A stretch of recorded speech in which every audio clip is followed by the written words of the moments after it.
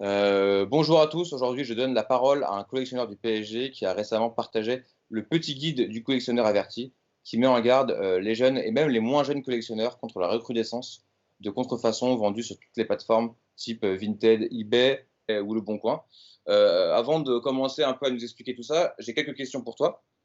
Déjà, présente-toi en quelques mots. Alors, donc moi j'ai Edouard, j'ai 24 ans, donc passionné du PSG depuis mon enfance.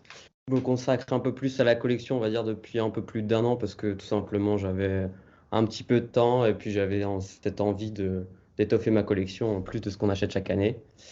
Et étant moi-même passionné donc, du PSG et en même temps en études en école de commerce, j'ai eu la chance aussi de faire un stage de fin d'études au Paris Saint-Germain.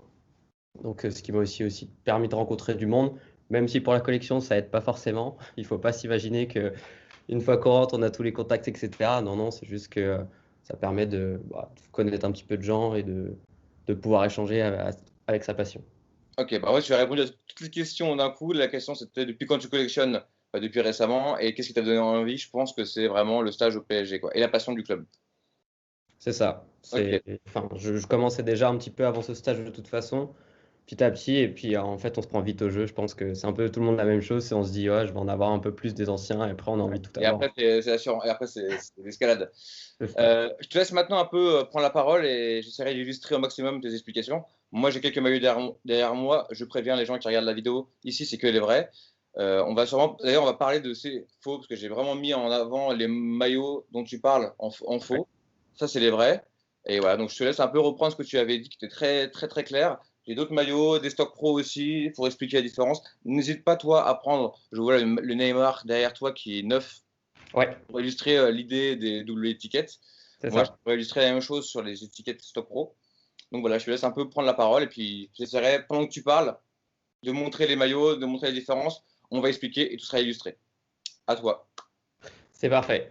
Donc, comme j'ai pu dire à ces fameux collectionneurs, donc soit débutants, soit même avertis, la règle première et la plus importante, ça va être vraiment ne pas s'enflammer.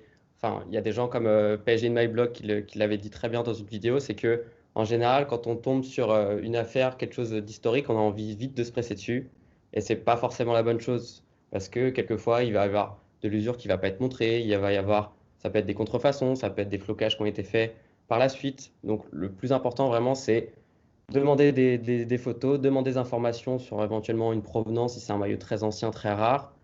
L'étiquette caisse pour les maillots très très récents, même s'il y en a très peu souvent. Mais voilà, c'est vraiment la règle numéro un, c'est ne pas se précipiter. Justement, on va s'intéresser plutôt donc au récent, donc à la période, on va dire Qatar, à partir de 2011-2012, où là, il y a vraiment une explosion sur les maillots de cette période-là de contrefaçon. Parce que quand on avait quelques contrefaçons dans les périodes 2000-2010 avec des modèles qui n'étaient pas si bien faits, souvent plutôt venus du Maghreb et peut-être moins d'Asie, on a pour les maillots récents des choses qui sont assez faciles à vérifier, notamment après 2014 sur les maillots neufs. Je voulais Donc, montrer, hein, j'en ai un comme ça à la maison. Quand on parle de contrefaçon des années 90, ouais. voilà. Ah Ça oui, ça, ressemblait plutôt à ça, les contrefaçons des années 90. C'était quand même bien dégueu et on voyait tout de suite que c'était une contrefaçon. Mais voilà.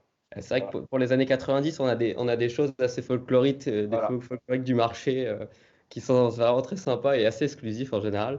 C'est pour ça que celui-ci, je l'avais trouvé dans une brocante à 2 euros. Je l'ai pris juste pour le fun parce que je le trouvais marrant. Ça vaut le coup. Donc, comme j'ai pu dire pour les maillots, donc après 2014 qui sont neufs, le plus important, c'est ces étiquettes qui se trouvent au niveau des manches. Donc, là, pour les maillots boutique, une étiquette à chaque manche. Pour les maillots Vapor, quelquefois, on va avoir qu'une seule et unique étiquette. Comme ça. Voilà, exactement. Et qui est une étiquette Nike, qui n'est pas qui est une étiquette fabricant, qui n'est pas une étiquette commerciale. Si tu regardes bien, toi, t'as pas ça, normalement. Alors, moi, je l'ai acheté sur Nike. Ouais, mais c'est la version, c'est un stock pro, en fait, c'est pour ça. Toi, et ça, c'est les versions stock pro qui sont, en fait, un peu plus cintrées et qui ont cet aspect, comme on parle souvent, le côté thermocollé, là. Ouais, Voilà. Et ça, c'est les maillots qui sont censés ne pas être vendus en boutique. Parce que c'est les maillots qui sont uniquement réservés aux joueurs. c'est Voilà. ça. Mais on voit quand même qu'il y en a quand même de plus en plus qui sont vendus en boutique.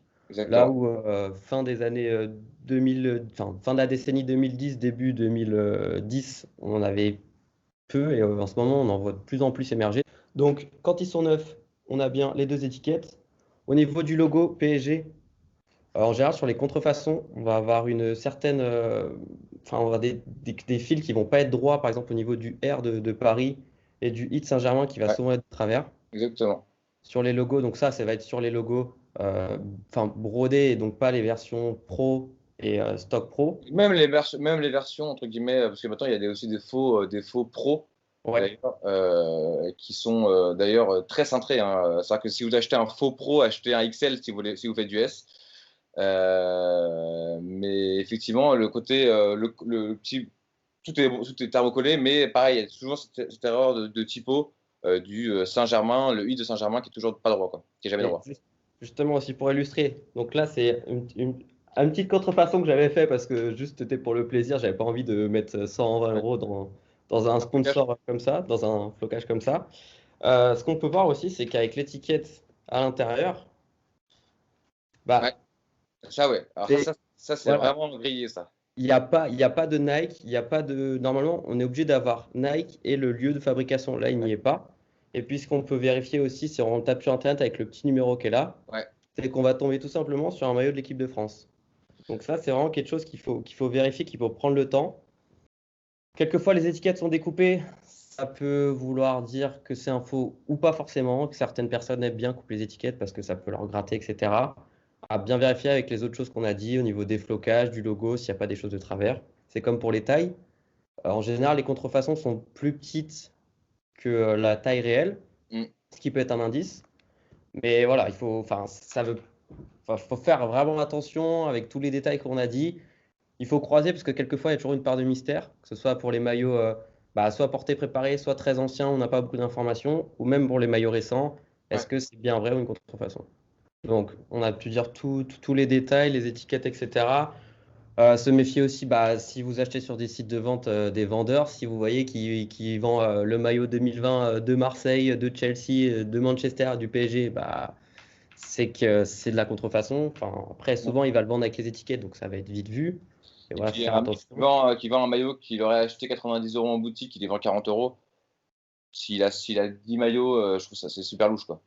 Déjà. C'est ça. Il faut pas s'attendre à faire des bonnes affaires tout le temps et surtout pas sur les maillots qui viennent de sortir, en fait. Ouais, exactement.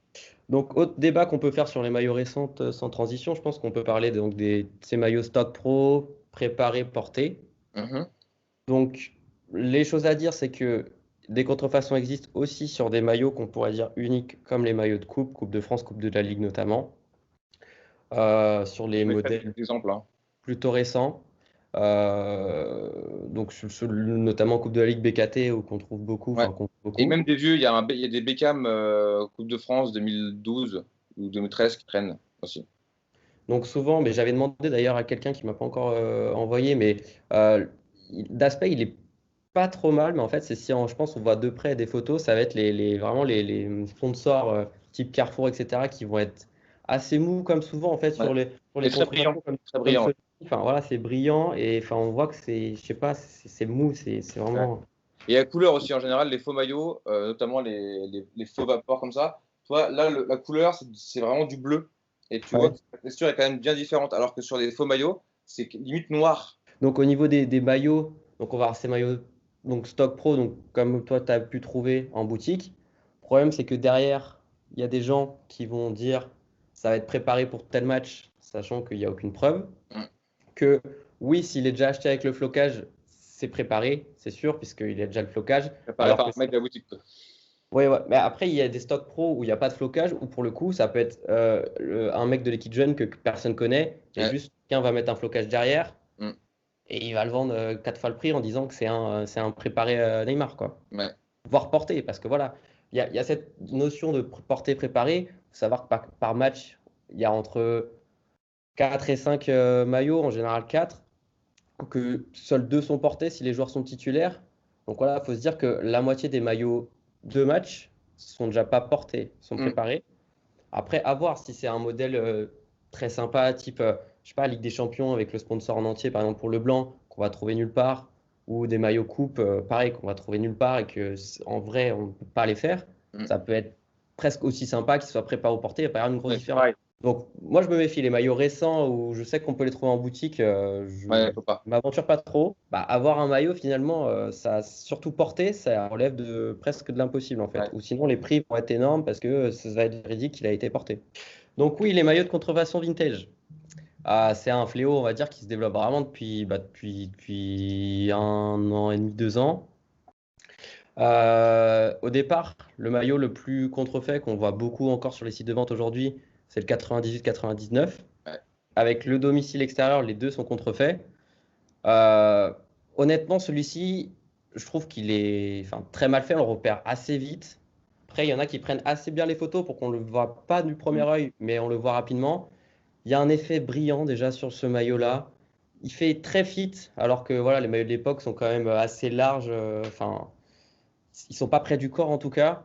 Et puis je pense que ce qu'on voit le plus aussi, ça va être le logo du PSG, avec ce deuxième cercle autour de la Tour Eiffel qui va être vraiment énorme, enfin blanc. Et honnêtement, une fois qu'on l'a vu une fois, pour moi, on le voit directement à chaque fois. Le landau aussi, il est dégueulasse, apparemment. Le? Le landau, ça, c'est pas une fleur de lys Ah qui est ouais? là, c'est une sorte de croix. Ah, je sais pas. Enfin, de toute façon, quand on voit, pour moi, le logo, directement, il doit Ah ouais. flasher en disant, ouais, Et non, ça c'est. Le Opel aussi, il passe trop bas. Je vois vraiment à la forme du maillot qui est très long, très Ouais. slim, alors que c'est pas du tout le cas. Comme tous les faux, en fait, tous les faux, ils ont tendance à couper très long, mais pas assez large. Mais ouais, celui-ci, c'est celui qu'on voit le plus. Et il faut faire attention parce que ils sont même floqués, c'est souvent floqués au kocha, avec pareil cet aspect brillant sur le flocage.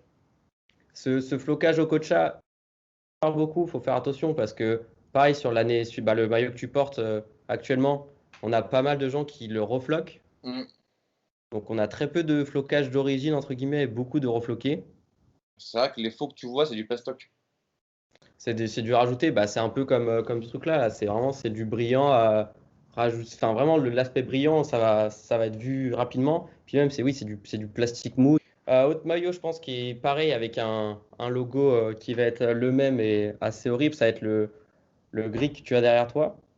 Donc 2000-2001, gris. Moi, ce que je sais sur ce maillot-là, vous verrez la photo, hein, c'est que déjà, sur ce maillot-là, l'authentique, le Opel est en feutrine. Oui. Et alors que sur le faux, il est en flex. Mais celui-ci, normalement, il doit être floqué en feutrine. Et on peut voir aussi avec le PSG manche sur le maillot gris, le faux, il est vraiment énorme. Ouais, Et je crois que les couleurs ne sont pas bonnes non plus en fait. c'est possible. Franchement, il est assez facile.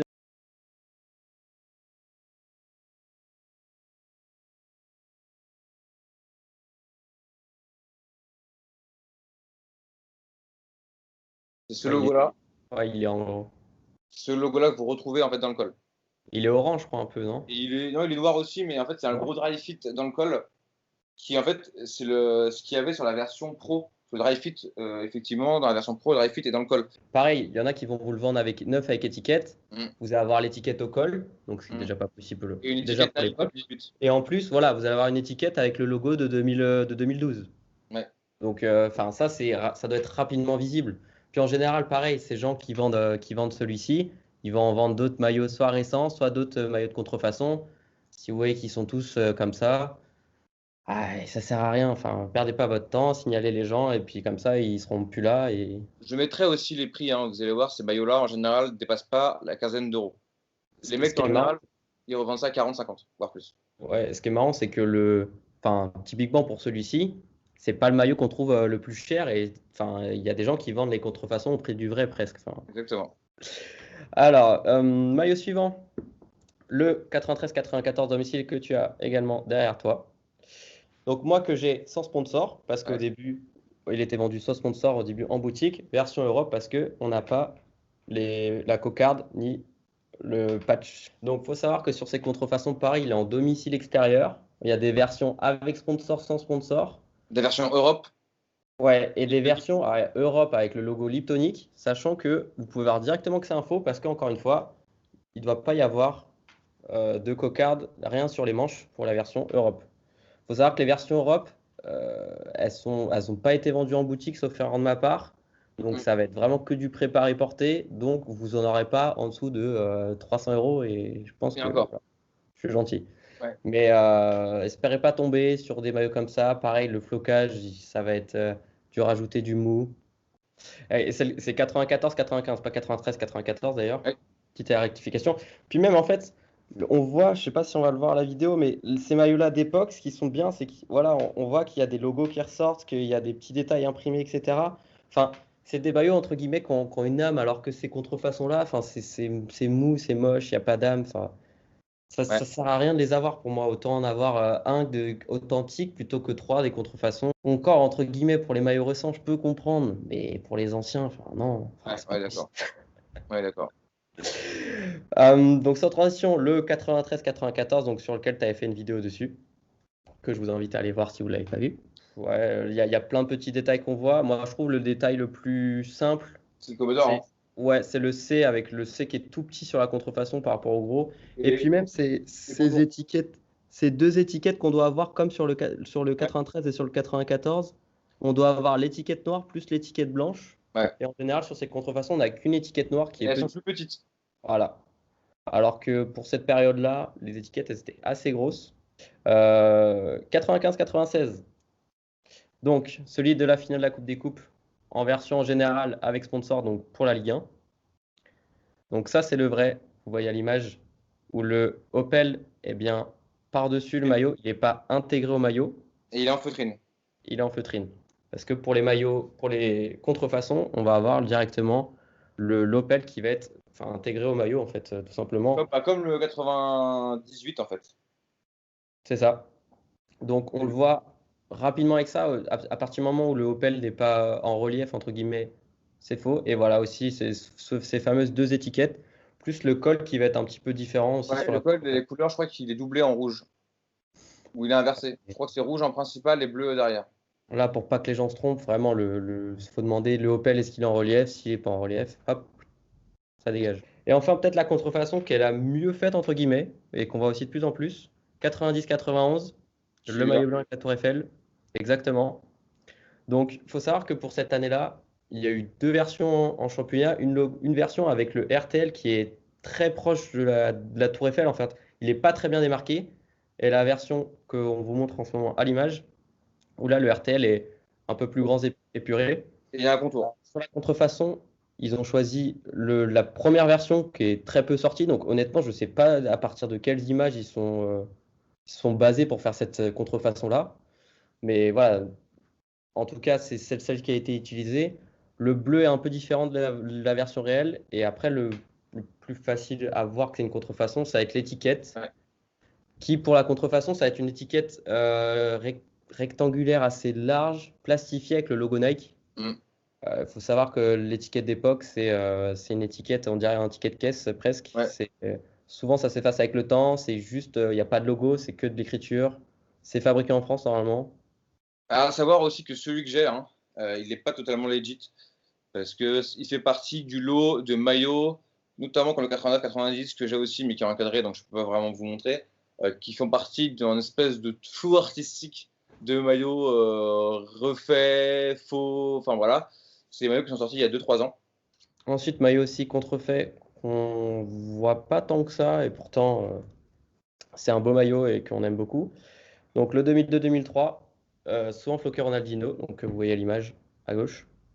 Donc cette version-là, la façon le plus rapide de voir que c'est une contrefaçon, ça va être vraiment le Thompson qui est très resserré, Mm. alors que sur la version réelle, il est assez élargi. Il faut savoir que la dernière lettre, le N, est censé arriver au bout de la ligne rouge. Voilà, ça c'est parfait.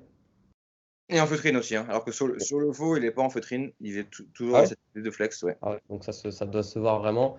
Voilà. Effectivement, la taille aussi, je l'ai vu moi en vrai. La taille est pareil, il est mal taillé et il est bleu, il est limite bleu comme le logo là. Ah ouais? Il n'est pas bleu foncé. Ah, faut savoir que les maillots de cette période-là, des Thompson, etc., les Opel du début des années 2000, en général, ça vieillit, enfin, avec les machines, ça vieillit pas très Ouais. bien, c'est-à-dire qu'on a pas mal. Notamment le Nike, Voilà. qui était dégueulasse, qui était collé à l'arrache. Et voilà. Et en fait, sur le faux, il est comme les récents, en fait, il est thermocollé. Donc Ah, ça, c'est aussi un signe. Mais ouais, sur ces maillots-là, en général, le sponsor, enfin, comme ce Opel-là ou le Opel du domicile de cette année-là, le Thompson, bah Voilà. voilà, ça tient pas, ça se décolle, ça se salit, ça prend toutes les bouloches en plus là pour Ouais, celui-ci. j'ai dû le recoller un peu. Effectivement, là, il est même plus blanc, il est gris. Voilà. Ouais, donc trouver des maillots très bon état de cette période-là, bah, c'est presque plus compliqué Et que quelques-uns. pareil sur les flocages, hein, il y a beaucoup de gens qui peuvent racheter le flocage sur Internet. Il faut faire vraiment attention parce que les couleurs sont vraiment spécifiques. Il faut que sur la fin du flocage, il y ait un petit TM après le LFP. Que tous les faux flocages que vous voyez de Ronaldinho, s'il n'y a pas de TM, c'est-à-dire qu'il est faux. Ah tiens, je savais pas ça. Voilà. Et que ce soit le domicile ou l'extérieur, en général, il faut toujours qu'il y ait le petit TM au-dessus du LFP. Ok, Voilà. et toujours bon à savoir, c'est pour ça qu'on en apprend tous les jours. Ouais, donc flocage Grandulio, c'est vrai qu'il y a pas mal de faux. Pareil, il va être un petit peu brillant, mais donc là, vous avez une nouvelle astuce que je connaissais pas, qui est très bon à savoir.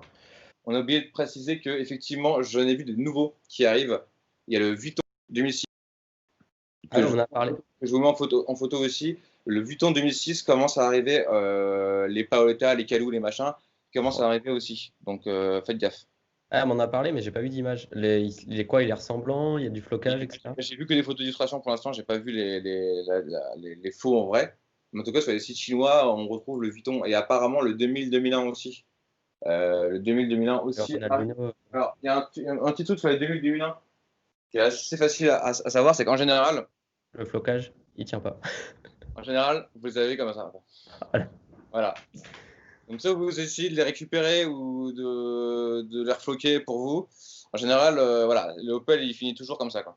Non, mais enfin, c'est vraiment le maillot, on peut pas le mettre en fait. Je pense qu'il y a 2 années comme ça, cette année-là et l'année d'après, les Ronaldinho, Thompson, j'en ai un deuxième de Ronaldinho, où le Thompson, il est pourri de chez pourri. Oui, mais il y en a plein, les gens ils leur collent ou ça tombe. Voilà. Ou... Donc moi, j'ai réussi je l'ai recollé, mais je ne vais pas le porter, donc c'est pour ça que j'en ai racheté un autre. Ouais, sur ce Louis Vuitton, bah, c'est vrai qu'il est sympa, mais après on voit qu'il y a des sites bah, classiques football shirt qui le vendent à des prix démesurés. Et je sais pas si c'est presque eux en fait qui créent une hype autour parce que ok, il est sympa, Ouais, mais c'est pas non plus le plus rare, etc. Mais effectivement. bah, il faut se dire déjà que si un maillot neuf d'avant les années 2005, 2005, enfin même 2000, c'est 200 euros minimum s'il y a une étiquette. Si Ouais. c'est moins de 100 euros, c'est sûr que hop, c'est pas bon. À part Ouais. d'un énorme coup de chance, mais bon.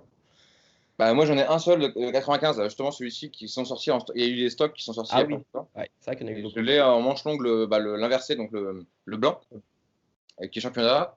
Et pour le coup, ouais, il y a l'étiquette, mais il était neuf, quoi. Et ça faisait partie Ouais, des stocks. C'est comme c'est vrai celui-ci, qu'il hein. y en a encore. Oui, c'est vrai que ceux-là, il y a eu pas mal de hors stock qui est ressorti bah, pour ceux des sites français style Ouais. line-up ou sur les sites anglais. Et il y en a encore. Mais c'est des manches courtes et pas des manches longues.